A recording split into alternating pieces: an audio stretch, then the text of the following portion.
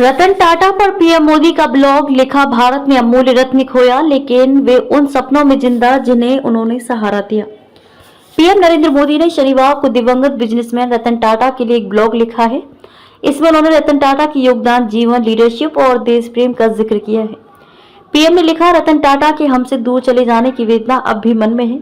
इस पीड़ा को भुला पाना आसान नहीं है। रतन टाटा जी के तौर पर भारत ने अपने एक महान सपूत को खो दिया है, एक अमूल्य रत्न को खो दिया है। गौरतलब है कि टाटा सन्स के मानद चेयरमैन रतन नवल टाटा का 86 साल की उम्र में 9 अक्टूबर को निधन हो गया था। भारत सरकार ने उन्हें साल 2000 में पद्म भूषण, 2008 में पद्म विभूषण से सम्मानित किया था।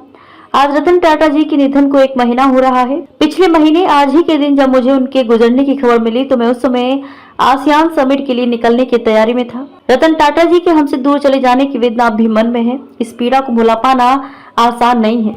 उनके रूप में भारत ने एक अमूल्य रत्न को खो दिया है। आज भी शहरों, कस्बों से लेकर गांवों तक लोग उनकी कमी को गहराई से महसूस कर रहे हैं। हम सबका ये दुख साझा है, चाहे कोई उद्योगपति हो, उभरता हुआ उद्यमी हो या कोई प्रोफेशनल हो, हर किसी को उनके निधन से दुख हुआ है। पर्यावरण रक्षा से जुड़े लोग, समाज सेवा से जुड़े लोग भी उनके निधन से उतने ही दुखी हैं और ये दुख हम सिर्फ भारत में ही नहीं बल्कि दुनिया भर में महसूस कर रहे हैं। रतन टाटा जी भारतीय उद्यमशीलता की बेहतरीन परंपराओं के प्रतीक थे।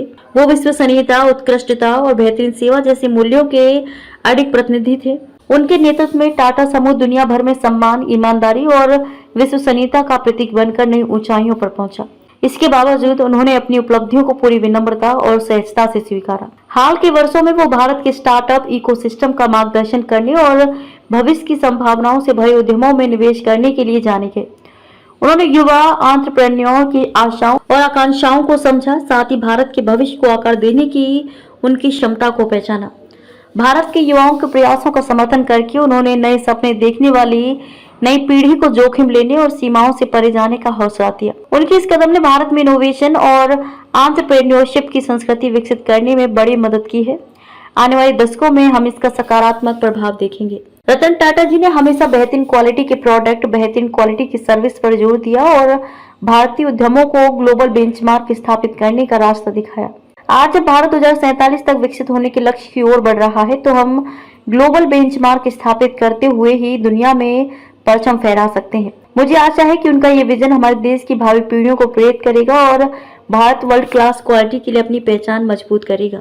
रतन टाटा जी ने हमेशा नेशन फर्स्ट की भावना को सर्वोपरि रखा। 26/11 के आतंकवादी हमलों के बाद उनके द्वारा मुंबई के प्रतिष्ठित ताज होटल को पूरी तत्परता के साथ फिर से खोलना इस राष्ट्र के एकजुट होकर उठ खड़े होने का प्रतीक था। उनके इस कदम ने बड़ा संदेश दिया कि भारत रुकेगा नहीं, भारत निडर है और आतंकवाद के सामने झुकने से इनकार करता है। व्यक्तिगत तौर पर मुझे पिछले कुछ दशकों में उन्हें बेहद करीब से जानने का सौभाग्य मिला। हमने गुजरात में साथ मिलकर काम किया। वहां उनकी कंपनी द्वारा बड़े पैमाने पर निवेश किया गया। इनमें कई ऐसी योजनाएं भी थी जिसे लेकर वे बेहद भावुक थे।